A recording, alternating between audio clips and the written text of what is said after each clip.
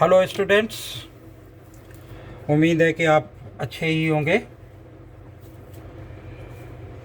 ये class 12th के miscellaneous exercise का कुछ और क्वेश्चन नंबर 8 से आगे के पहले के क्वेश्चन अगर मैंने सिंप्लीफाई कर रखे हैं, अगर देखने तो मेरे प्ले लिस्ट में जाओ, चैनल को सब्सक्राइब करो, मेरे प्ले लिस्ट में पहुँचो और आपको उन क्वेश्चंस के आंसर्स मिलेंगे। बहुत तरीके से बताए हैं हमने, एक्सप्लेन कर करके। तो और वीडियो को भी पसंद भी करना है। तो ये क्वेश्चन नंबर 8 है हमारे पास कि find the maximum area of an isosceles triangle inscribed in the ellipse. अब ellipse with its vertex at one end of the major axis. तो देखो, इलिप्स की जहाँ तक बात है, इलिप्स क्लास 11th में एक टॉपिक हुआ करता था कॉनिक सेक्शन में, जहाँ पर एक मेजर एक्सिस एक माइनर एक्सिस हुआ करती थी। तो एलिप्स की एक जो इक्वेशन है वो इसने मुझे दे रखी है कि x square divided by a square plus y square divided by b square is equal to 1 के बराबर दे रखी है। अब कह रहा है, तो मैंने एक एलिप्स बनाया भी, एलिप्स बनाया, इसकी मेजर एक्सिस मैंने एक्स एक्सिस सपोज कर ली, तो ये एलिप्स इस तरीके से बना दिया, ये आया, ये बना लिया। अब कह रहा है कि इसमें एक आइसोसेलेस ट्रायंगल है। अब ए और बी ये दे रखा है, तो मेजर एक्सिस है, तो इसका मतलब ए 0 तो यहाँ पर होगा, और बाई एक्सिस पर क्या होगा कि 0 और बी होगा। ठीक है, इस पर क्या किया कि एक पॉइंट है पी मान लिया, एक कैलकुलेटर, वो आइसोसेलेस ट्रायंगल ड्रॉ करना है मुझे, जिसका एक वर्टेक्स इस पर रहना चाहिए। तो मैंने इसको क्या किया कि इस तरीके से ये बना लिया एक ट्रायंगल, ये आया, इसको एक्सटेंड करके हम यहाँ ले आए। ठीक है, और इसको भी ज्वाइन कर दिया, तो ये इसके इक्वल होगा, जो कि हमारा एक आइसोसेलेस ट्रायंगल होगा। अब ये पी एक पॉइंट है, और इस पॉइंट का नाम कुछ डाल लें पी क्यू, और इसको चलो वर्टेक्स ए से ज़्यादा डिनोट करते हैं तो ए लिख लिया, और इस पॉइंट का नाम एम मान लिया, और ये ओ आ गया। ठीक है, ये एम। ठीक है, अब अगर मुझे पी का, अब मुझे इस ट्रायंगल का एरिया फाइंड आउट करना है। इस ट्रायंगल का area half base into height, तो बेस अगर मैं इतना मान लूँ तो हाइट ये हो जाएगी, ये किसके इक्वल होगी, इस पूरे में से इसको माइनस कर देंगे, इसका मतलब पी का कोऑर्डिनेट होना चाहिए हमारे पास। तो पी का कोऑर्डिनेट वैसे क्या होगा कि ये ए यहाँ पर दे रखा है, तो ये आ गया कि ए कॉस और थीटा और b sine theta, b sine theta. ठीक है, ये इसका कोऑर्डिनेट होगा। कहाँ से निकल करके ये आया है, क्लास 11 से निकल करके आया कि एक सर्कल बनाते थे हम वहाँ पर, और इसमें एक यूनिट रेडियस का एक वो ले लेते थे। तो ये पॉइंट भी एक्स वाई था, एक्स वाई, और एक्स की वैल्यू हमारी क्या हुआ करती थी, cos theta, x cos theta, और इसकी वैल्यू क्या थी कि बाई साइन थीटा। बाई ये नहीं, एक्स बाई नहीं, एक्स और बाई की वैल्यू हुआ करती थी। ये एक्स है, ये आर है, ये थीटा है, तो एक्स अपान में r is equal to cos theta. तो वैसे भी एक्स एक्सिस कॉस थीटा की होती है, तो x is equal to 1 into cos theta, ऐसी बाई इज इक्वल टू क्या आ जाएगा, साइन थीटा आ जाएगा। ठीक है, चूँकि यहाँ पर ये एक्स एक्सिस की जगह पर ये मेजरमेंट ए दे रखा है, इसलिए मैंने ए कॉस थीटा लिख लिया। अब मुझे चाहिए इस ट्रायंगल का एरिया, तो इस ट्रायंगल का एरिया निकालने के लिए हम इसका निकाल लें एरिया, और उसका डबल कर देंगे तो इस पूरे ट्रायंगल का एरिया आ जाएगा। तो इसके एरिया को मैंने ए सपोज कर लिया। ये क्या है कि एक आइसोसेलेस ट्रायंगल है, और ये एंगल तो 90 डिग्री का है, तो ए सपोज कर लिया कि area of the triangle P Q, वो पी एम ए, उसको डबल कर देंगे या फिर पी क्यू ए, एक ही बात है। तो area of triangle p m a में निकाल रहा हूँ। ठीक है, उसके एरिया किसके बराबर हो जाएगी, 1/2 और उसका बेस हो गया AM,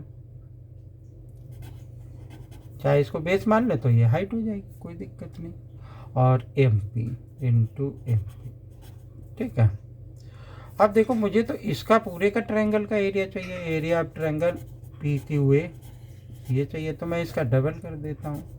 तो A is equal to 1/2 into 2 into, अब AM की बात आई तो AM मेरा किसके इक्वल हो जाएगा कि OA माइनस OM के इक्वल हो जाएगा, और MP आ गया, आगे वाली लाइन में इसकी वैल्यू डाल देंगे, 2 से 2 कैंसिल हो गया, OA आ गया।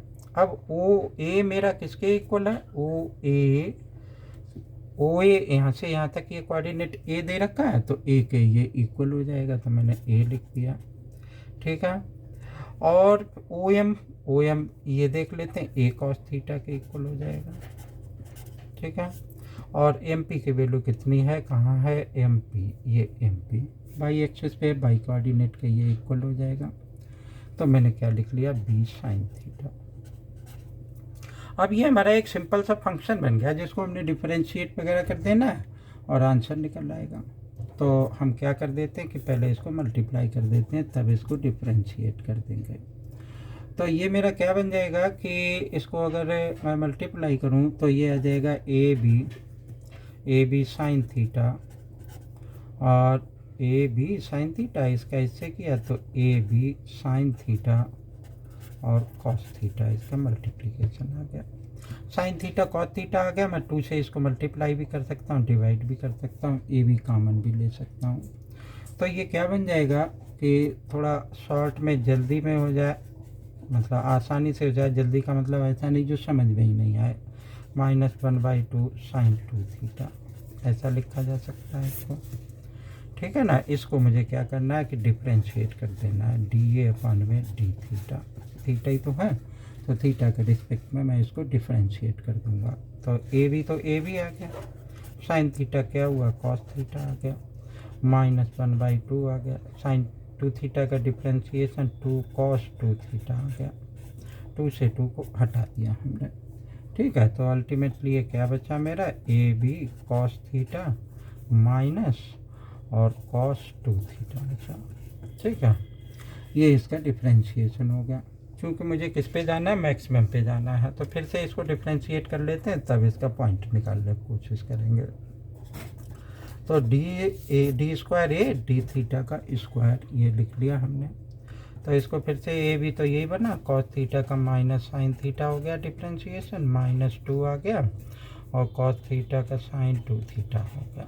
ठीक है, ये 2 थीटा का डिफ्रेंशिएशन ये मैंने यहाँ पर लिख लिया। ठीक है, अब ये अब क्या था कि माइनस होता है, तो ये मैं इसको प्लस कर लूँगा। ठीक है भाई, sine cos theta minus sine theta होता है ना, माइनस माइनस मल्टीप्लाई करने पर क्या हो जाएगा, ये प्लस के इक्वल हो जाएगा। अब मैं बात करता हूँ कि जो वो मैक्सिमम और मिनिमम डी थीटा ये बराबर f(x) इक्वल टू 0 लेते थे, तो इसको मैं 0 लेता हूँ। यहाँ तो मैंने क्या लिखा, फॉर मैक्सिमम और मिनिमम। ठीक है, मिनिमम क्या करेंगे कि DA/d थीटा बराबर 0 रखेंगे, तो इसके बराबर 0 रख देते हैं, देखते हैं क्या आता है। ए बी आ गया, cos theta minus cos 2 theta is equal to 0 के बराबर, ये इससे हट गया, तो मेरा क्या बन गया, cos theta minus cos 2 theta is equal to 0 के बराबर, ये आ गया। ये इक्वल के इधर आ जाएगा, तो क्या बन जाएगा, cos theta is equal to cos 2 theta. ठीक है, अब ये हमारा क्या बनेगा, थीटा इज इक्वल टू क्या लिख लेते थे हम इसको कि 2π माइनस थीटा। ठीक है, नहीं ये थीटा और ये 2 थीटा, तो मैंने ऐसा लिख दिया कि 2 theta is equal to 2π minus theta. बताते हैं ये कहाँ से आया, कि जैसे cos theta is equal to cos alpha हुआ करता था ना, तो थीटा इज इक्वल टू क्या होता था, 2nπ प्लस माइनस अल्फा, तो वहाँ से ये वैल्यू हमने इसकी फाइंड आउट कर दी। तो cos 2 थीटा इसको ये आ गया, और 2π माइनस थीटा के ये बराबर हो गया। थीटा किसके बराबर हो जाएगा भाई, कि थीटा हो जाएगा ये 2 इसके बराबर, ये यहाँ पर आया ये थीटा इस साइड आया तो 3 थीटा हो जाएगा, 2 पाई हो जाएगा। ठीक है, तो थीटा इज इक्वल टू क्या हो गया मेरा कि 2 पाई बाई 3 के इक्वल हो गया। अब ये थीटा ये वाली वैल्यू मैं यहाँ पर पुट करके देखूँगा। ठीक है, तो थीटा बराबर ये आ गया। अब मैंने क्या करना है कि डी स्क्वायर ए अपॉन में डी एक्स डी थीटा का स्क्वायर बराबर मैं रखूँगा ये वैल्यू और देखूँगा कि ये प्लस आती है या फिर माइनस आती है। माइनस साइन 2 पाई बाई 3 और प्लस 2 साइन और 2 साइन 2 थीटा था ना, तो 4 पाई बाई 3 के बराबर हो गई। ठीक है, क्या ये जीरो ये माइनस में आया और ये अभी तो नहीं आइडेंटिफाई हो रहा है कि इसकी वैल्यू क्या क्या हो सकती है। तो 4 pi by 3 5 plus pi by 3 होगा तो ये माइनस में हो जाएगा क्योंकि थर्ड क्वाड्रेंट में पहुंच जाएगा और तो ये वैल्यू लेस देन 0 हो जाएगी। तो मैंने क्या लिख दिया कि लेस देन 0 के बराबर हो जाएगी क्योंकि ये भी माइनस में है, ये भी माइनस में, ये सेकेंड क्वाड्रेंट में आई तो ये माइनस में होगा, ये भी माइनस में होगा। तो माइनस में होगा तो ये वैल्यू माइनस में ही आएगी, माइनस माइनस प्लस करके माइनस में आएगी। ठीक है, अब मुझे क्या चाहिए, वो वैल्यू भी तो निकालनी है। तो मैंने क्या किया कि एरिया बराबर मेरा क्या था कि ए बी और साइन 2 पाई बाई 3, ठीक है, माइनस 1/2 साइन और 4 पाई बाई 3। इसको सिंप्लीफाई कर देना, जो आ जाएगा आंसर आ जाएगा।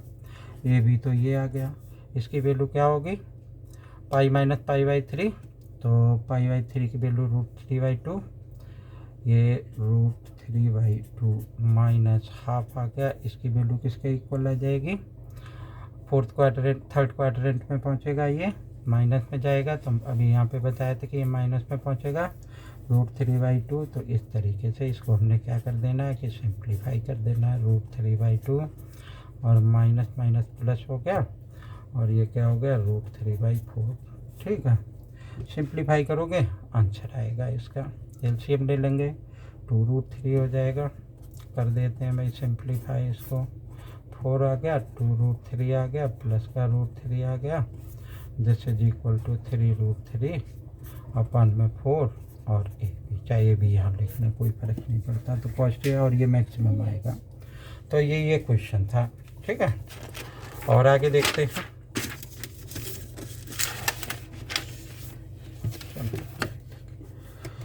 नेक्स्ट क्वेश्चन देखते हैं बेटा क्या है कि एक tank with rectangular base and rectangular sides open at the top is to be constructed so that its depth is 2 meter and volume is 8 meter cube. If the building of a tank costs ₹70 per square meter for the base and the ₹45 per the square meter for the sides, what is the cost of least expensive term? मतलब minima की बात कर रहा है ये। तो हमें ये क्या है, टैंक इधर रेक्टेंगुलर बेस है फिर रेक्टेंगुलर साइड, रेक्टेंगुलर बेस है और साइड भी रेक्टेंगल जैसी है, ऊपर से खुला हुआ है। ठीक है ना, तो ये क्वेश्चन इसमें दे रखा है। तो देखते हैं कि कैसे होता है। हम ये रेक्टेंगुलर बेस है तो एक रेक्टेंगल तो ऐसा बना ही लें। ठीक है, अब रेक्टेंगल ये ऐसा हमने बना लिया, इसको x मान लिया, ये y मान लिया। ये क्वेश्चन नंबर है मेरा 9 है। ठीक है, ये इसकी डायमेंशंस हो गई। और मैं क्या मान लेता हूँ कि लेट एस जो है एस रुपीज़ टोटल एक्सपेंस है, टोटल एक्सपेंस है। ये साइड डायमेंशन x और y सपोज कर दी, ये टोटल एक्सपेंस बराबर मैंने एस सपोज कर लिया। और b क्या हो गया है, b मीटर क्यूब इस वॉल्यूम हो गया इसका ये इसका वॉल्यूम हो गया। ठीक है, तो वॉल्यूम क्या होगा भाई कि 2x बाई के बराबर होगा। b बराबर कितना दे रखा है, 8 दे रखा है। ठीक है, क्वेश्चन आप देखें तो वो कह रहा है कि 2 मीटर और ये तो दोनों देंगे, हाइट है इसकी 2 मीटर, ओपन है ऊपर से तो ऊपर का कुछ होगा नहीं। तो b की वैल्यू 8 डाल दी is equal to 2x by आ गया। ठीक है, y की वैल्यू निकाल लेते हैं, 8/2x is equal to y। मैं x की भी वैल्यू निकाल सकता था। ठीक है, तो 2 4 जा आ गया, तो ये क्या बन गया, y is equal to 4/x के बराबर हो गया। x 0 से बड़ा होगा तभी y की वैल्यू आएगी, अदरवाइज नहीं आएगी। एरिया क्या हो सकती है, area of the base a is equal to x by हो गया। ठीक है, अब x बाई हो गया, ये किसके बराबर हो जाएगा, ये y की वैल्यू ये मेरी आ गई। तो x आ गया और y की वैल्यू 4/x आ गया। ठीक है। एरिया ऑफ द साइड्स क्या होती है कि 2LB प्लस BH और प्लस 2 वो LH होती है। इसमें ये वैल्यू एडजस्ट कर देंगे, डिफ्रेंशिएट कर देंगे, डबल डिफ्रेंशिएट कर देंगे, आंसर आ जाएगा इसका। तो A इक्वल टू मेरा क्या आ गया, मैं इसको देखूं कि 2 और L की वैल्यू मेरी x और B की वैल्यू 4/x। ठीक है। तो ऐसे ही यहाँ पर आ जाएगा कि B की वैल्यू मेरी कितनी है 4/x और H 2 है और प्लस LX है और H 2 है। ठीक है। तो इससे ये कैंसिल हो गया, ये 2 भी तो है 4x है, ये 8x है, इसको सिंप्लीफाई कर देंगे। तो इसको सिंप्लीफाई किया हमने, क्या बन जाएगा ये हमारा कि x 2 और ये 2x हुआ, 2x आया, 2x से a वाला वैल्यू डाला, 4 आ गया और ठीक है। तो ये मेरा बन गया आकर के क्या बन सकता है, ये 4x प्लस 4 और 4 प्लस x के बराबर आ गया। ठीक है। इसमें से 4 कॉमन लिया जा सकता है, x प्लस 4/x के बराबर होगा। ठीक है। तो ये तो इसका एक फंक्शन बना करके एस इज इक्वल टू यानी एरिया इज इक्वल टू मैंने ये कर दिया 4 × 70 प्लस 45 और multiplied by 4x plus 4/x। इसको थोड़ा सिंप्लीफाई कर दें तो 4 × 7 = 28 प्लस इसको इससे करेंगे तो 180 आ जाएगा, 180x प्लस 4/x के बराबर ये हुआ करके। इसको डिफ्रेंशिएट कर देते हैं तो dA/dx आ गया, ये तो हट ही जाएगा, 180 आ जाएगा, इसका डिफ्रेंशिएशन 1 हो जाएगा और इसका डिफ्रेंशिएशन क्या हो जाएगा -4/x के स्क्वायर के बराबर हो जाएगा। इसका अगर मैं डबल डिफ्रेंशिएशन करूं तो क्या आ जाएगा कि d²a/dx का स्क्वायर इसके बराबर हो जाएगा। और ये डबल डिफ्रेंशिएशन 180 तो बाहर है, तो बाहर आ गया, 1 का 0 हो गया और माइनस इसका स्क्वायर करोगे तो ये किसके इक्वल हो जाएगा भाई, इसका double differentiation 8 divided by x का क्यूब, क्योंकि x² ऊपर जाएगा तो -2x हो जाएगा, एक x से एक कैंसिल हो जाएगा तो ये इसके बराबर हो जाएगा। ये किसके इससे मल्टीप्लाई कर दें, 18 × 8 = 144 0 और डिवाइडेड बाई x का क्यूब। ठीक है। अब मुझे देखना है कि ये मैक्सिमम की बात कर रहा था या मिनिमम की, देख लेंगे बुक में कैसे, पहले चेक तो करें।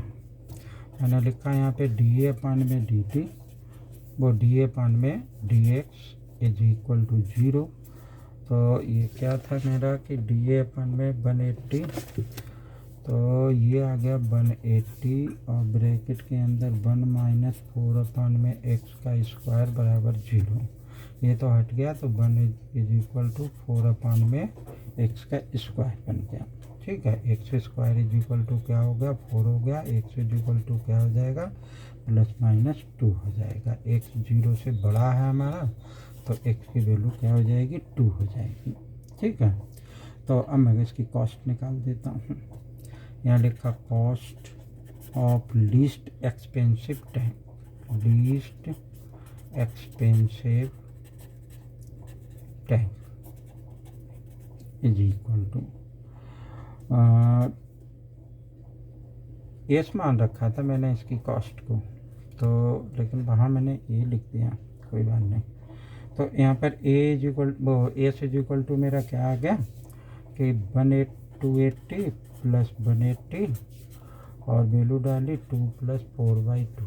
इसको आप लोग सिंप्लीफाई कर देंगे वही आंसर आ जाएगा, 280 आ जाएगा और प्लस में आया क्या आ गया 2 4 और 18 72 70 इतना बना है। ये आ गया 1000 रुपये जिसकी कॉस्ट आ गई। ठीक है। तो ये तो थे 2 क्वेश्चन।